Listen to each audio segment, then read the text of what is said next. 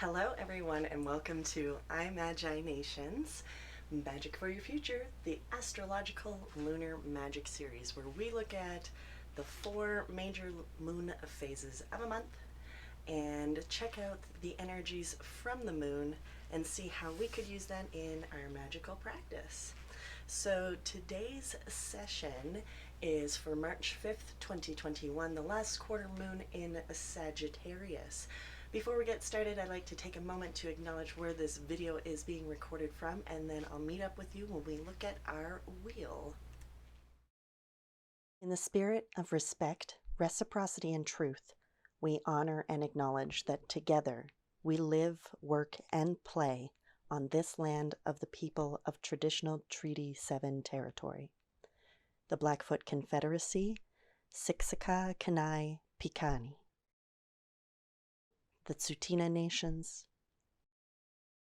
Iarhe Nakoda, and Region 3 Métis Nation of Alberta.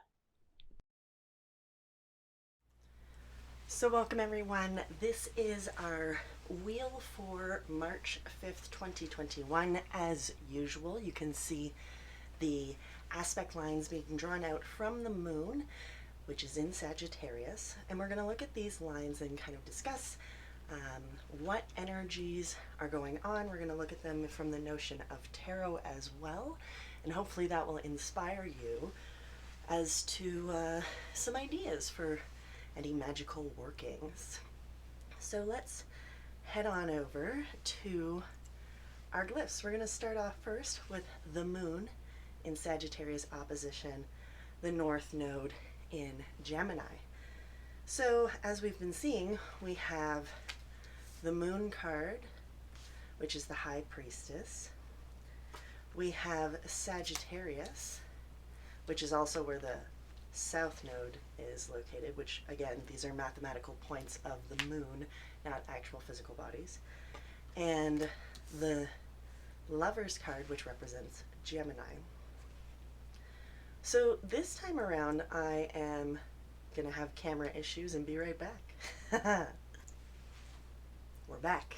So this time around, I'm also gonna try and freeze and then incorporate the cards into more representative tarot-based readings or inputs based on the aspects. So let's go and look at that. And what I mean by that is, so we have our opposition, and if you've been following this, we know that oppositions are tension points, people on opposite sides, opposite viewpoints who are trying to come to the same sort of negotiation. In tarot, if you are a reversal reader, we would then be looking at everything this way to get more of an information on how that might interplay based on tarot cards. But first, when we have a moon in opposition to a nodal point, the North Node is about the areas of which we need to grow into. They may be uncomfortable, therefore they present challenges to us. When it is about Gemini, in tarot this is about making choices and decisions, but Gemini as a sign itself is duality, it is communication, it is information based. So when we think about having a moon that's in Temperance or Sagittarius, and Sagittarius is the explorer, the big dreamer, more of the wanderer and philosopher, having an opposite viewpoint to areas of growth around communicating, and communicating would be inherently to other people. So we can then think of how does our hearts, our subconscious, our internal patterning and conditioning, which may have this kind of personal philosophical base, this personal ideation, ideologies, etc., that is in stark contrast to communicating with others, to making decisions, making judgment calls, and having communication with other people. Now, particularly, this talks about the capacity that maybe we aren't trusting our intuition from a tarot standpoint. Maybe we aren't really allowing ourselves to feel, or adversely, it could be the fact that we are coming and approaching things from something that's subconsciously ingrained, meaning we're not even aware that we're doing it. It's so innate, it just comes up naturally. So what could be coming up naturally for you during this time, and what is it that perhaps we don't hold space or awareness from, and that it's a challenge or something negative, particularly around your beliefs, your philosophy, your ideations. You may have something where you get knee-jerk reactions in communication with other people because it challenges your notion of what is true and what is in balance and what is meant to be the thing that you think all people need to potentially adopt. This can be a bit of a soapbox preacher type energy. This could be a guru type energy that, and I don't mean this specifically about, specific religions or any of that kind of thing, but it's about having religious or spiritual or belief-based ideology that takes precedence over others, that you're like, no, this is inherently it, and therefore when you have conversation with other people, it brings up challenges, it brings up arguments, not debates, and debates and arguments are very different things. This is just going like, I am right and you are wrong, and that is it. I cannot hear what you're saying. I don't want to listen to it. It's only my way or the highway. I am the one who knows what is true, etc., etc.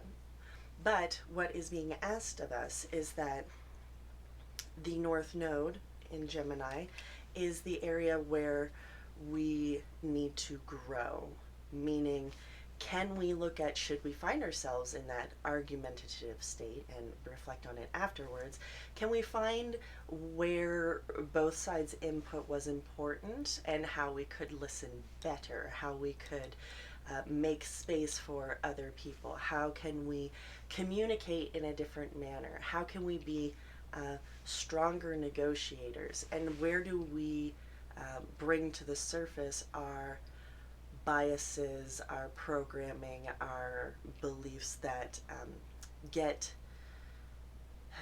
triggered or brought up in a sense of aggression through communication.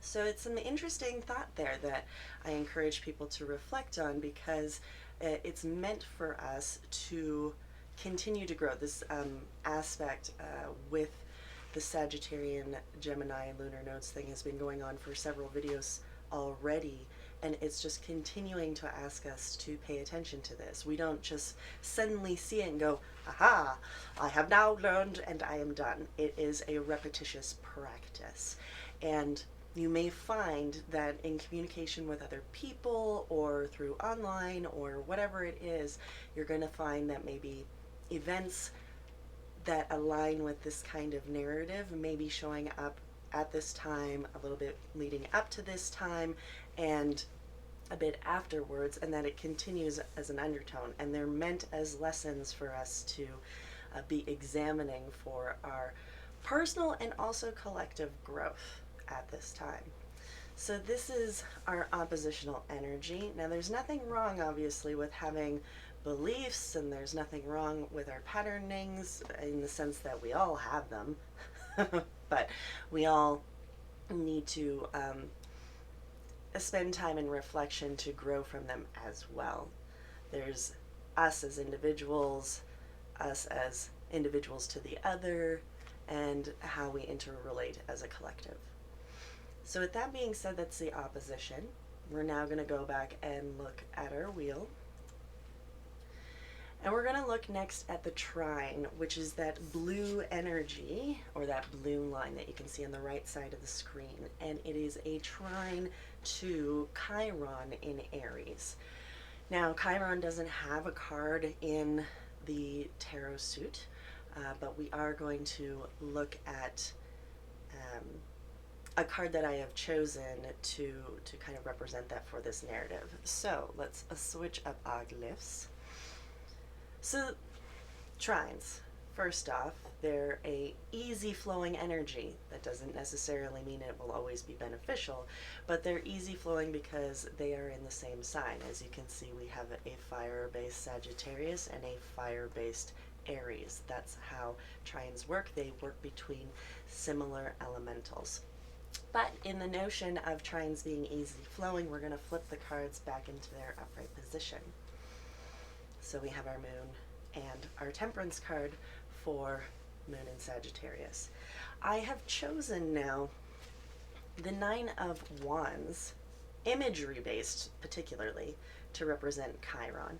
And the reason that I've chosen this is because if you look at this imagery, which is from the Rider-Waite-Smith deck, we have a person who seems a little bit beaten up, a little bit reticent, but, you know, on their feet. And Chiron's statement or mythos goes with the wounded healer. You can look more into that if you want to research the mythology of Chiron. It gives you a lot of insight as to what kind of energy that particular one brings forward. But the notion is that the pain or the hurt or the wounding or the poison, you can heal from it, and generally speaking, it is within the poison or the wound that there will be the balm, the salve, the healing. Because if you think of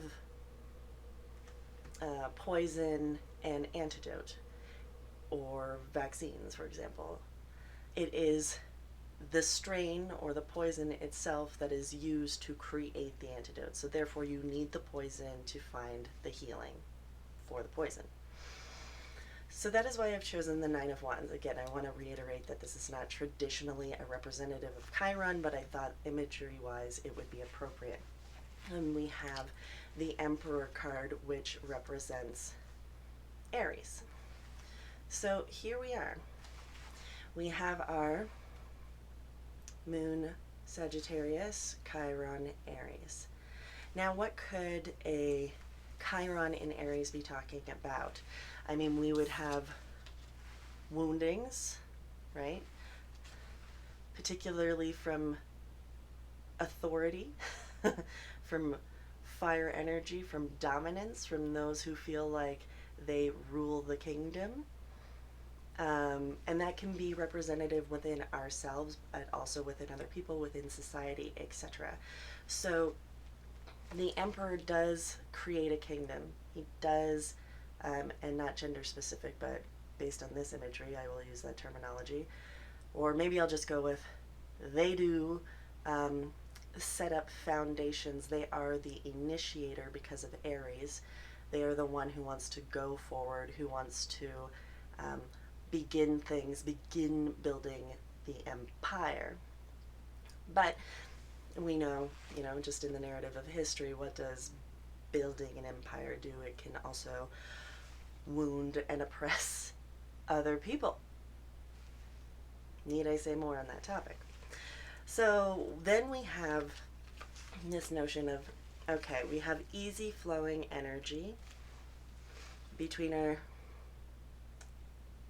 internal landscape, our emotions, that are being brought up with woundings. Now, this could be a good thing, right? This just means that it's easy. It's more prevalent at this time for your emotional space to have past woundings come up, particularly around your beliefs and authority, or anger towards the system, or anger towards society, or, you get the idea. And that doesn't always have to be so large or external. This can be applied in your own personal narrative as well. So just because it's easy flowing energy, that may show up a lot. And I believe we have been talking about this a couple of times already. In a larger context, this may be what's happening collectively, and it can show up personally as well. But it encourages us to think about, if it's really easy, where do those come from, and what is the medicine? This is the biggest thing here always when it comes with Chiron, is what is the medicine that we need to learn from it? What can we take away from our anger or our outbursts? Where can we learn that there are triggers? Why do they trigger us? How can we work with it? Again, healing also comes from repetitious practice. So just because you may suddenly have the mental enlightenment over, oh, that is my trigger, doesn't mean it now suddenly doesn't trigger you anymore. It's more of like, when it happens, can you see it, acknowledge it, and therefore prevent it from becoming explosive, or calm it down, or provide antidote to it so it doesn't take you to this extreme of pain and reliving that again. And over time, you'll be able to reduce that pain body. And it doesn't mean that you'll always be able to be successful. It's a practice. It doesn't mean it will go away forever. Maybe for some people, they do overcome it forever. But the idea is holding the antidote to it so that when something comes up, we don't have to worry as much about it causing problems, particularly unconsciously, because the high priestess in the moon can be that unconscious patterning, right? So just because it's easy flowing doesn't mean it's great. It can be one way or the other. It just means that it's easy. It's more likely. It flows very naturally. So I would encourage you, from watching this video in this moment in time, to look at what has been happening in your life. Does anything fit this narrative? Spend some time trying to figure out what this is about for you, because that is your personal calling on how to work with this energy at this time. And you can use it in your intention setting, in your personal ritual, practice, craft, whatever type of wording you want to use. Even if you're not practicing magic, which this video is more so geared towards, it's still a, great psychological personal practice, if you want to say. So however you want to make use of this information, I hope that it's encouraging towards you. Now, with this being said, we're going to go and head on over back to our wheel so that we can look at our next set of energy, which is the square, which are the red lines off to the right side. The moon is making a square to Venus, Sun, Neptune in Pisces. And Neptune is the modern ruler of Pisces, but the original ruler is Jupiter in a traditional astrological sense, which is also being activated in a sextile. We will get to that next, but I just want to put that out there as information that will be talked about in the modern context and traditional context. So, what do we know about our squares? We know that was not where I was supposed to go. Hi, want to go over to our glyphs? Squares. Squares I like to call our gyms, the things that are resistance that help us build and grow in strength, right? They have friction entitled. They have sharp angles, so it's not just a smooth flow. It's kind of like, oh, now we have to take a total different direction, right? These are ways that you can think about the geometry playing into the language when we describe it. So, again, possibly being more of a challenging energy, let's flip our cards. Stuff that may be coming up. We have the Sun card and the Empress card and the Hanged Man and the Moon. But technically, actually, I think I put these glyphs wrong. The Sun is sandwiched between Venus and Neptune right now, so it would be more like this. My bad, everyone. Let's just quickly, for funsies, make sure I'm not lying about that. Yeah, if you look where the symbol of Pisces is, the sun is sandwiched between Venus and Neptune. Okay, just wanted to make sure. So again, squares are challenges. We have Venus, which can represent our morals, our values, and our aesthetic. It can be, yeah, really about what we want to nurture, what we want to bring in. It's how we look, it's how we attract, it's how we personally have our morals and values to align with other people as well. And that's represented by the Empress card. And the Empress rules her kingdom as this nurturing fertility goddess. Now, again, gender doesn't really apply because we all have this energy within us. But we have it in reversed. So, what is it that's being challenged about our morals, our values, and our aesthetics, particularly in the realm of the moon reversed, which in tarot can talk about illusions, things that may be falsehoods, things that may be maybe even imaginary, for example.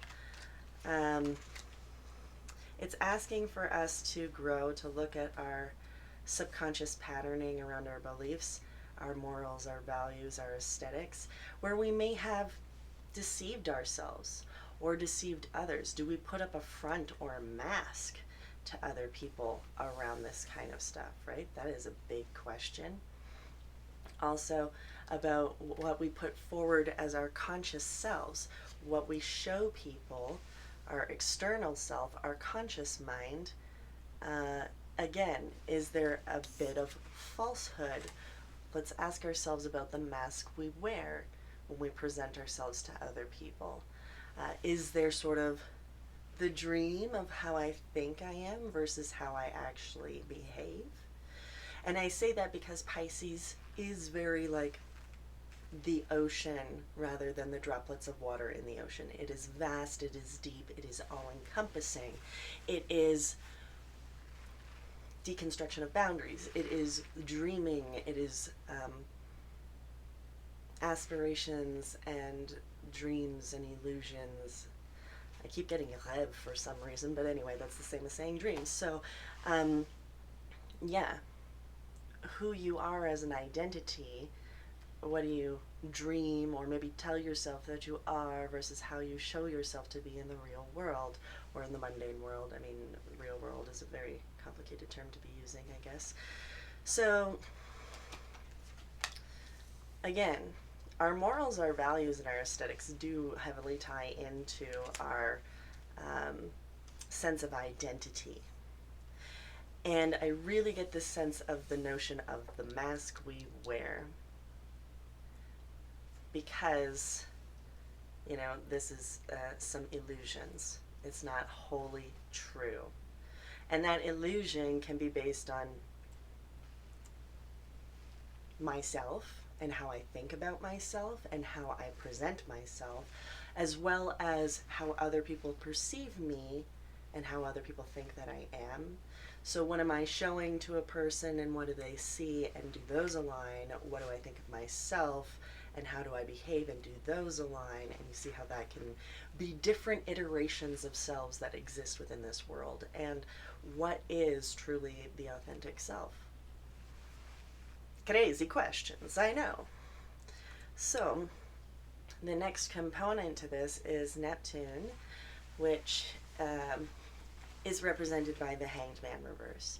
And in tarot, the Hanged Man reverse talks about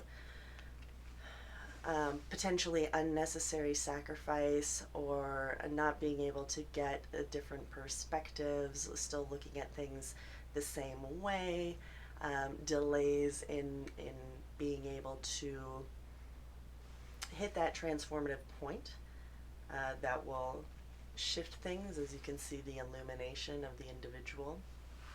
This is a very Odin type Tree of World runes kind of imagery if you want to look up that mythos to pull more information about this. But yeah, if we have an individual who's seeing things from the same way all the time, do they shift their perspective?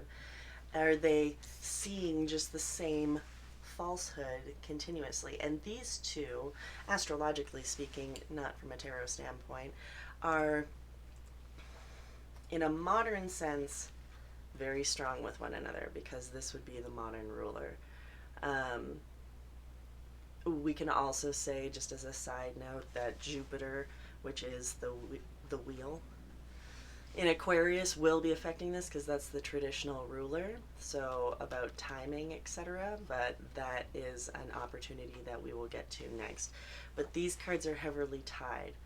What are your perspectives? What are the illusions, the falsehoods, etc., that you really do not want to let go of, is what I would say from this. You're being called to work on that, and this is probably going to be the stickiest of it, because you want to keep seeing things in the exact same way that you've always seen it, and that means you're going to have a harder time letting it go or feel delayed in that. So to recap this kind of energy, we have, right, our subconscious beliefs, philosophies, ideologies, and they are challenging our notion of self, values, and aesthetic, and our perspectives that we particularly have around the illusions, the lies, the fronts, the masks that we wear, present, and are seen. So with that being said, the next thing that we're going to go look at is that sextile. So let's go back and check out our astrology wheel. And we have the green lines off to the right hand side. And sextiles present us with opportunities, not guaranteed as easy a flow, but still like well flowing, and brings us opportunities to be able to work with this stuff. And this is why I wanted to end with this on a high note, because we do have some challenges in there. So what are the benefits that we can take to work with those energies? And we have the sextile of the moon in Sagittarius to Saturn, Jupiter, and Mercury in Aquarius. So let's go back over. We're going to bring our cards upright. We have Saturn. Oh, I put those glyphs wrong too. Either way, Saturn, Jupiter, and Mercury, based on the tarot imagery, in Aquarius. So how can we use this energy with the challenges that we've seen?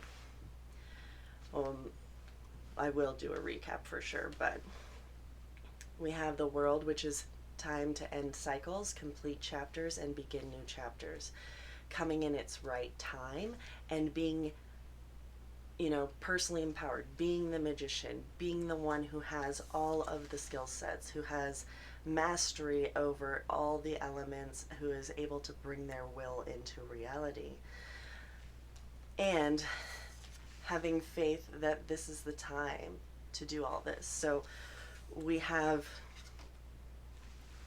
it's time to change. It's time to close out old chapters, particularly ones that no longer serve us.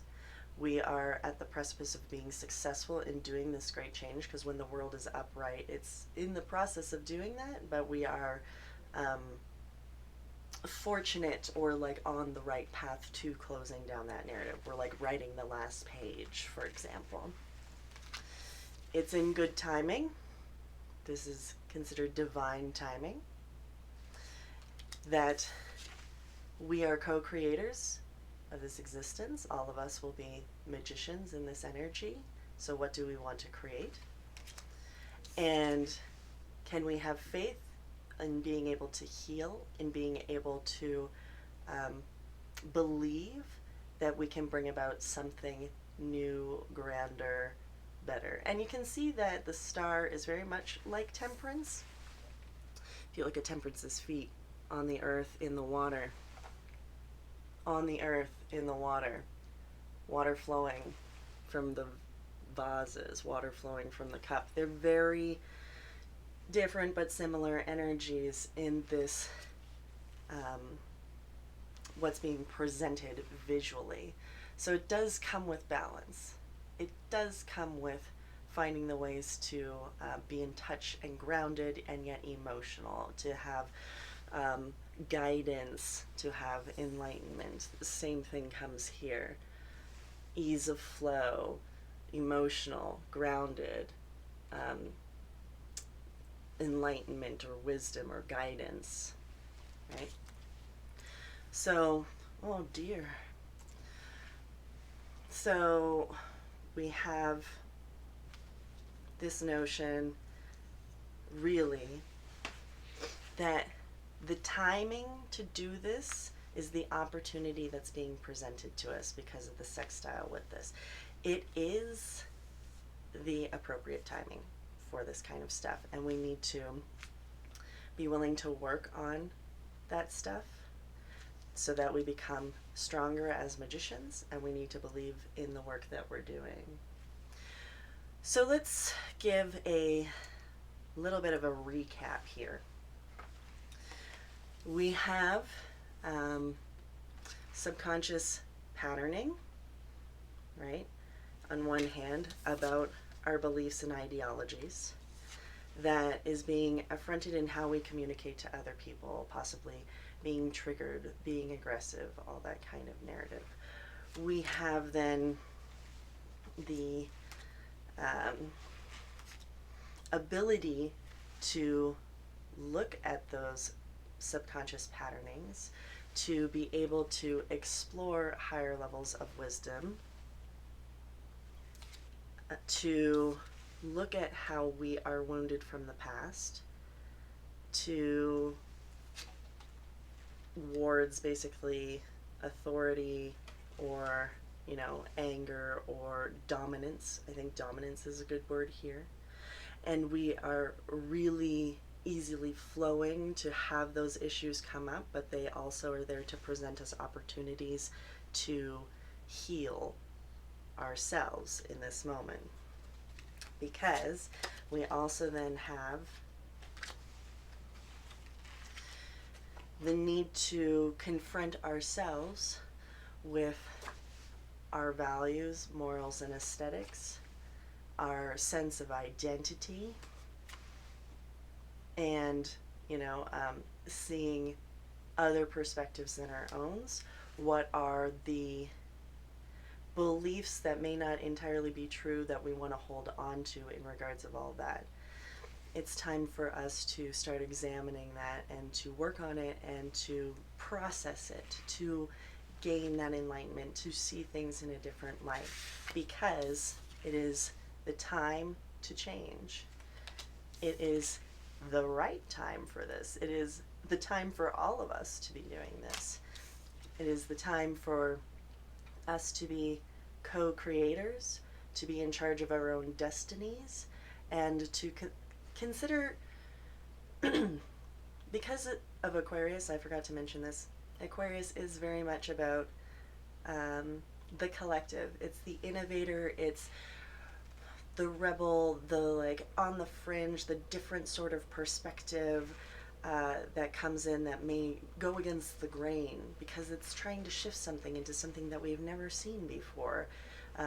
Total newness, and having that faith of walking that pathway. So again, becoming our creators ourselves, but also, because it's a collective narrative, the co-collective, and being able to have those discussions,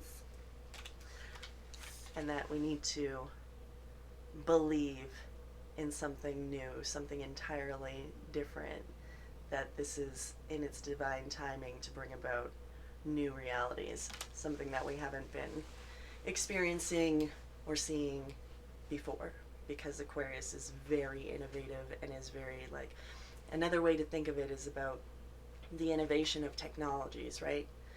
Imagine a certain time period ago you couldn't even imagine computers, and now look at what we have in this world. right?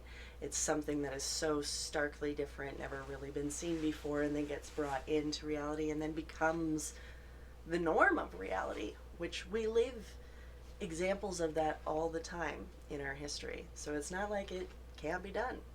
It certainly can be done, but this talks about it on a personal level as well as on a collective global level.